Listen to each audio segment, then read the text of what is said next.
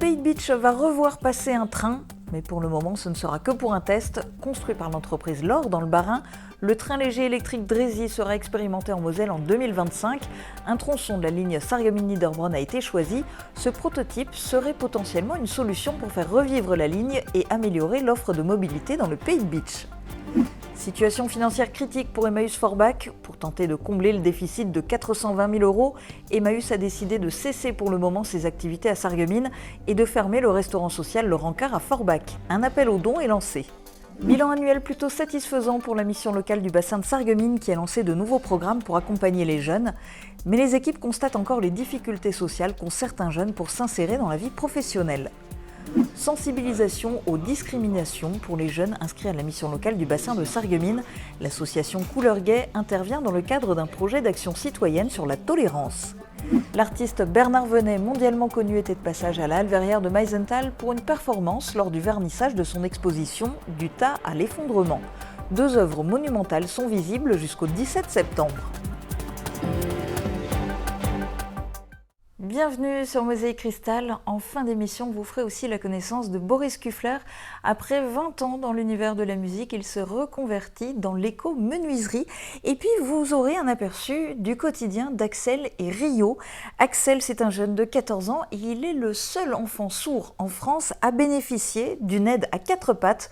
Le chien Rio lui sert d'oreille et bien sûr de compagnon de jeu. Mais on commence avec un espoir côté mobilité dans le Pays de Bitche.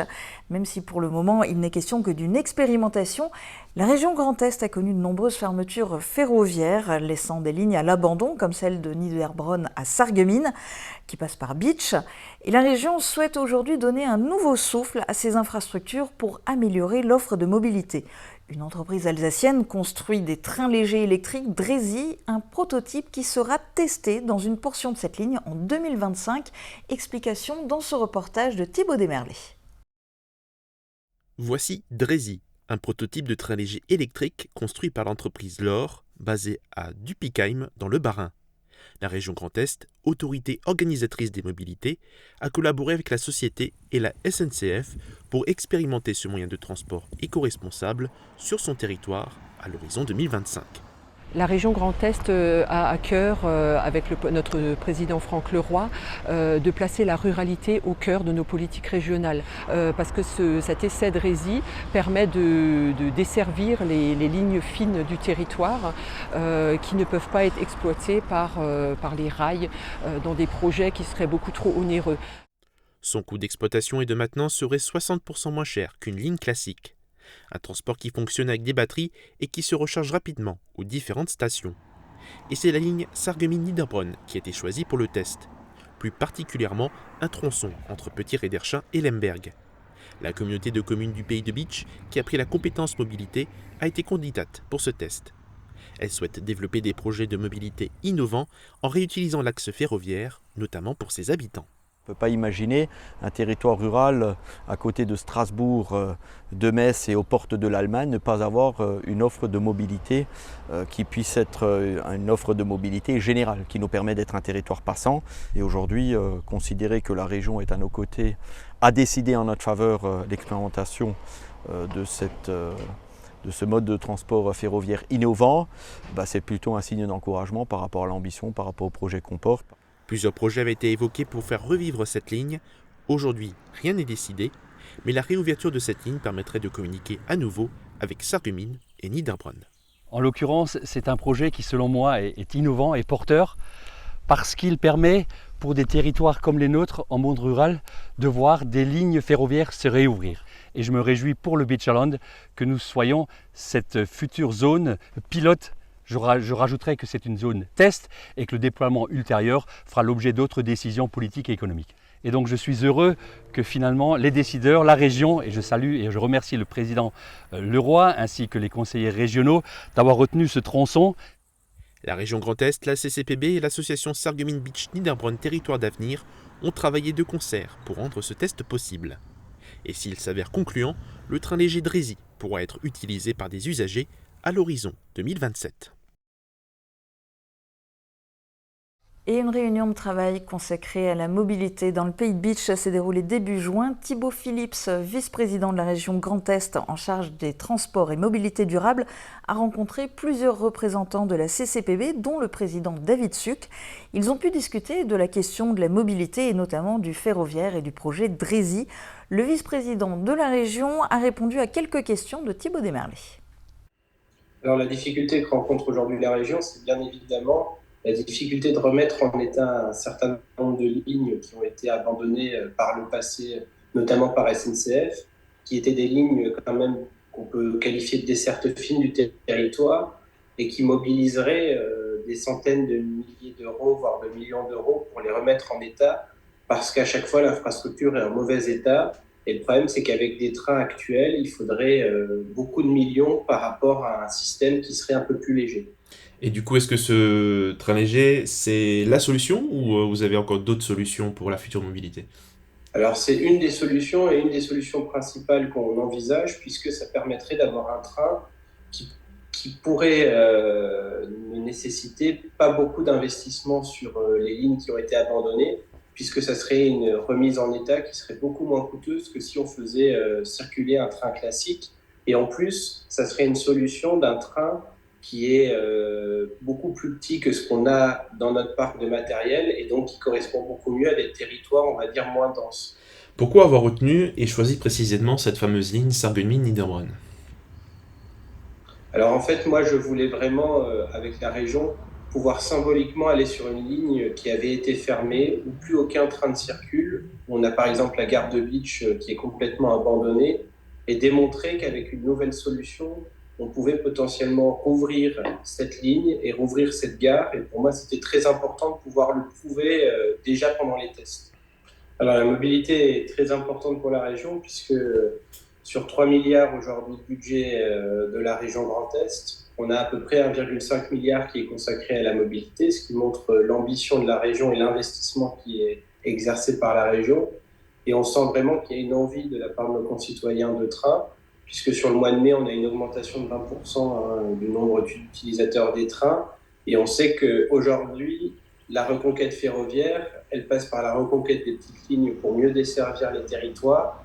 Et donc, ça nécessite de trouver des solutions pour pouvoir le faire.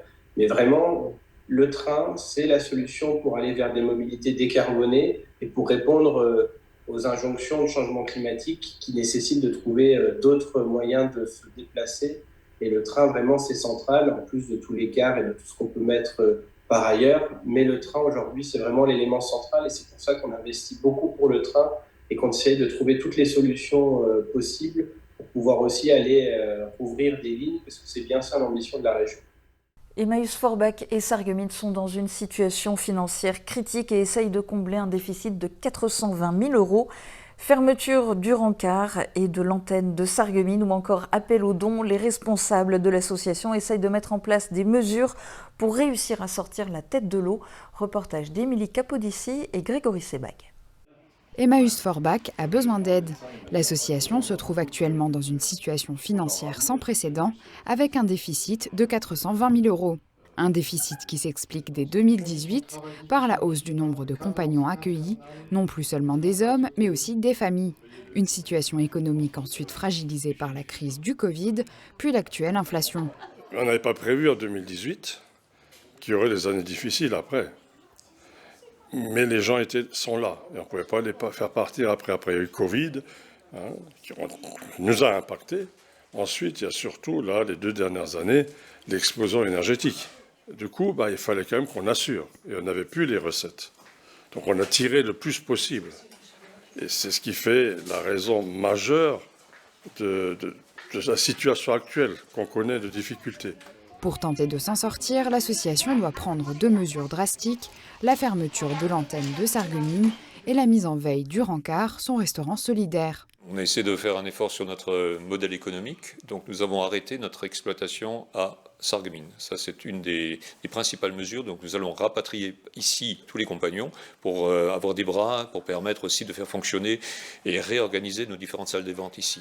La deuxième mesure que nous avons prise, c'est d'arrêter le rencard. Ce qui était un restaurant qui était social auquel nous tenions beaucoup, mais malgré tout, le prix des ingrédients était très important et donc la marge était très limitée. Le rencard reste en possession d'Emmaüs, mais deviendra un espace d'upcycling d'objets destinés à la vente. Pour continuer à fonctionner, Emmaüs lance un appel aux dons et à la solidarité. Et l'appel a déjà payé parce que j'ai 2 personnes qui sont venues le lendemain, par solidarité, nous ont fait 2 chèques de 1 000 €. Donc on est preneur de tous les chèques, hein, même en dessous de 1 000 €, au-dessus aussi. Lundi après-midi se déroulait l'Assemblée générale de la mission locale du bassin de Sarreguemines pour l'année 2022, l'occasion de dresser un bilan annuel plutôt satisfaisant avec de nouveaux programmes pour accompagner les jeunes. La mission locale, qui a été très affectée par la pandémie, commence doucement à remonter la pente, mais les équipes constatent encore les difficultés sociales qu'ont certains jeunes pour s'insérer dans la vie professionnelle. On fait le point avec la directrice de la mission locale au micro de Jérôme Secala. Cette année a été un petit peu particulière parce qu'on sortait réellement de la crise Covid en début d'année. On a été rattrapé par la reprise économique qui était beaucoup plus importante que ce qui était prévu. Et donc avec beaucoup d'offres d'emploi, mais aussi des difficultés pour des jeunes qui n'ont pas forcément les bonnes qualifications, ne sont pas forcément prêts. On a eu moins de jeunes inscrits à la mission locale, moins de jeunes accompagnés, puisqu'on a quand même eu une forte reprise de l'emploi, et notamment par le biais du contrat d'apprentissage, parce qu'il y a eu près de 300 000 contrats d'apprentissage signés au niveau national, ce qui est un record. Mais par contre, les jeunes qui viennent à la mission locale sont plus en difficulté que ceux qu'on avait l'habitude d'avoir. Des jeunes qui étaient en situation de rupture familiale, qui ont rencontré des difficultés aussi d'ordre psychologique, parce que la situation a été difficile à gérer pour tout le monde. Beaucoup de très jeunes en décrochage scolaire, beaucoup de très jeunes avec pas mal de difficultés, des phobies, qui ont peur de sortir de chez eux depuis la crise sanitaire, parce qu'on a vécu quand même une situation qui était traumatisante et qui a pu être traumatisante pour les plus jeunes d'entre nous. Et puis surtout, voilà, une paupérisation de la population jeune. Il ne faut pas se voiler la face, c'est une réalité. On prend le temps d'emmener les jeunes dans les organismes de formation, dans les CFA. On a des moyens, on a eu les moyens d'embaucher un conseiller numérique, et ça c'est quelque chose de très important, la fracture numérique. On a les moyens aussi de leur verser des allocations pour les plus précaires. Donc on a entendu cette jeune fille qui nous disait à quel point l'allocation avait été importante pour elle dans sa vie, pour se payer le permis de conduire, qui est quand même aujourd'hui indispensable pour trouver un emploi. Mais c'est vrai que ça représente des coûts très très importants auxquels toutes les familles n'ont pas la possibilité de faire face. Et la mission locale a fêté ses 40 ans en 2022 et devrait, comme Pôle emploi, rejoindre la structure France Travail en 2024. La loi est encore en débat au Sénat. Focus maintenant sur l'une des actions menées justement par la mission locale, la sensibilisation des jeunes aux discriminations et à ses dangers. 2 membres de l'association Couleur Gay ont animé un atelier sur l'importance de la tolérance en s'adressant à de jeunes volontaires inscrits à la mission locale. Reportage de Jérôme Secala et Sandrine Serbino. Discussion et échange, tel était le programme de la mission locale de Sarreguemines. Ce mardi, 2 intervenants de l'association Couleur Gay ont animé un atelier de sensibilisation sur les discriminations. Une structure messine de plus de 20 ans d'âge et aux services divers et variés.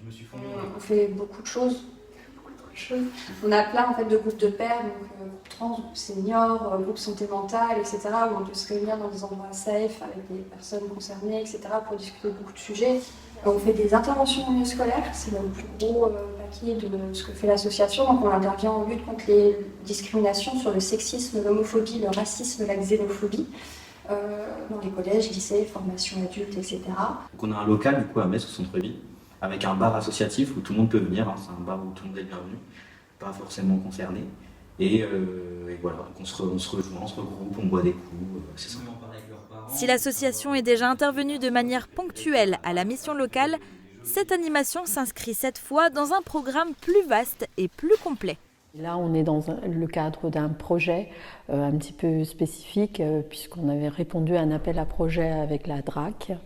Et donc l'intervention se fait dans le cadre d'une action citoyenne de lutte contre les discriminations et d'une action sur la tolérance. Plusieurs activités étaient mises en place pour aborder des thèmes comme l'homophobie ou le sexisme.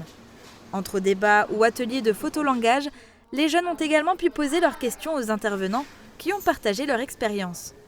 L'écoute et l'interaction sont donc les maîtres mots de cette opération de sensibilisation. Ça fait toujours plaisir de voir qu'on peut être aidé, qu'on peut être renseigné, même si c'est le plus petit renseignement. Savoir qu'à tout moment on peut avoir un toit, je trouve que c'est juste super.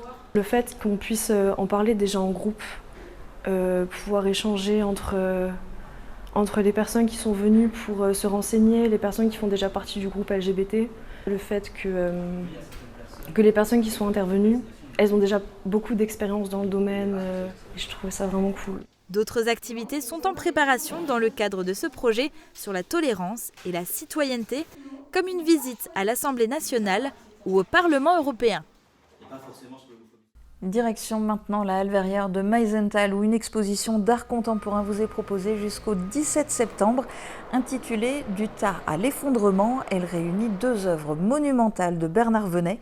Le tas de charbon fait partie de ses réalisations depuis 1963, tandis qu'il n'a commencé ses arcs en acier Corten qu'à partir des années 90.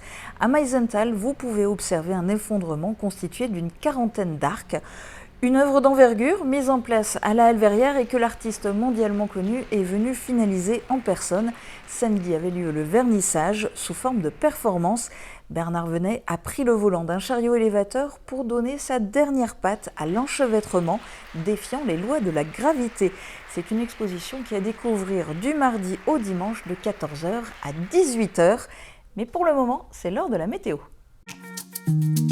Couverture et zinguerie, une toiture Moder Habitat apporte sécurité, protection et pérennité par tous les temps. Retrouvez votre programme avec le Crédit Mutuel, partenaire des grands événements de votre région. Une banque qui appartient à ses clients, ça change tout. Bonjour tout le monde, on retrouve un temps très ensoleillé pour demain et des températures qui remontent. Les minimales iront de 10 à 11 degrés et les maximales vont dépasser les 30 degrés. Demain nous fêtons les Raoul et il fera jour de 5h39 à 21h41. Passez tous une belle journée et à demain. C'était votre programme avec le Crédit Mutuel, partenaire des grands événements de votre région. Une banque qui appartient à ses clients, ça change tout.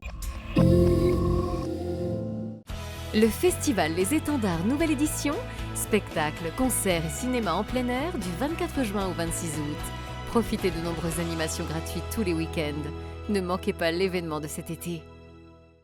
C'est tendance et la spécialité de Jardin et Loisirs, un robot tondeuse à Volmonster et Rohrbach. Thibaut et Stéphanie vous proposent moto, quad, vélo électrique et toute leur gamme d'outils et matériel de jardinage, agricole et forestier.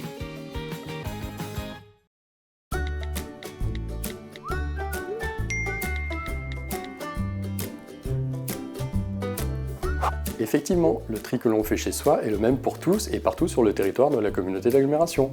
Entreprises, magasins, associations, collectivités, écoles, tout le monde est concerné.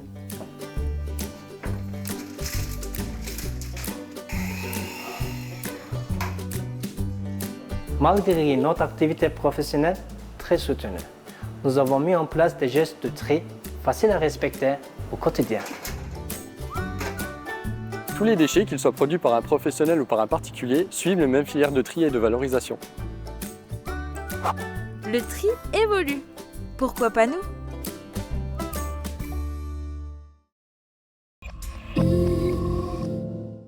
Créer des des objets de décoration et du mobilier uniquement à partir de bois usagés. C'est le pari qu'a fait Boris Kuffler après avoir passé 20 ans dans la musique. C'est une drôle de reconversion qu'a effectué ce passionné de bricolage en janvier 2023. Touché par l'aspect écologique et l'impact environnemental de la production de mobilier en bois, il a souhaité créer sa propre version du recyclage. Léa Riffaut l'a rencontré en pleine création au périscolaire de Sarreguemines.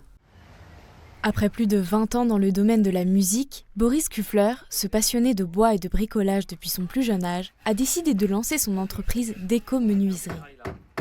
Je fabrique des meubles, des niches, des poulaillers, des cuisines, tout comme un menuisier traditionnel. La seule différence, c'est que c'est avec du bois recyclé, donc du bois de palette. Mais ça peut aussi être du bois de charpente, du bois de plancher, et, toutes sortes de bois qui a déjà eu une première vie. Un retour à la nature et une dimension écologique qui l'ont poussé à lancer son entreprise en janvier 2023, grâce à laquelle il travaille désormais auprès de particuliers et de professionnels. Le bois recyclé, c'est une ressource quasiment inépuisable, donc ça veut dire qu'on peut faire des objets à l'infini avec du bois qui a déjà vécu sans abîmer la forêt. De nombreuses commandes et ateliers remplissent désormais les journées du bricoleur, comme ici à Sarreguemines, où Boris anime la construction d'une cabane en bois. Une activité qui n'est pas pour déplaire aux apprentis menuisiers du centre périscolaire des Écureuils. Ça fait de construire des choses, des maisons, des trucs. Ça nous permet d'être dehors, comme ceux qui jouent tout le temps à l'intérieur, qui sont jamais allés dehors. Il y a des planches qui sont pas bien collées ensemble, du coup, ici on fait pour pas qu'il y a de l'eau qui rentre. Bricolage ou décoration, tout le monde y trouve son compte. Moi, je décore pour la cabane avec des pommes de pin. Et même s'il reste très indépendant, Boris n'est jamais bien loin pour guider les enfants et les aider à manipuler les outils. Des créations que l'on peut retrouver sur son site internet et qui font du bien à la nature et au porte-monnaie. On part maintenant à la rencontre d'Axel et de Rio. Axel est un jeune garçon de 14 ans qui est sourd de naissance. Depuis 6 mois, il est accompagné de son chien Rio qui l'aide en permanence. Axel est le seul enfant sourd en France à bénéficier de ce dispositif.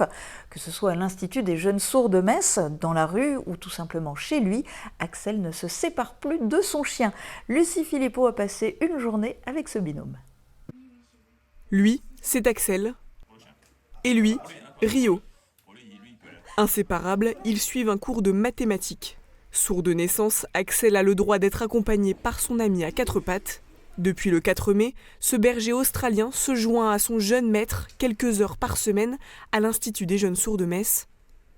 Une adaptation plutôt bien perçue par la direction de l'établissement. La présence d'un chien comme celui-là, je dirais, n'est pas indispensable puisque un bâtiment comme celui-là est conçu justement autour des personnes déficientes auditives. Mais voilà, on conçoit bien que la journée d'Axel comprend un passage à l'INGS. Alors, on essaye de s'adapter.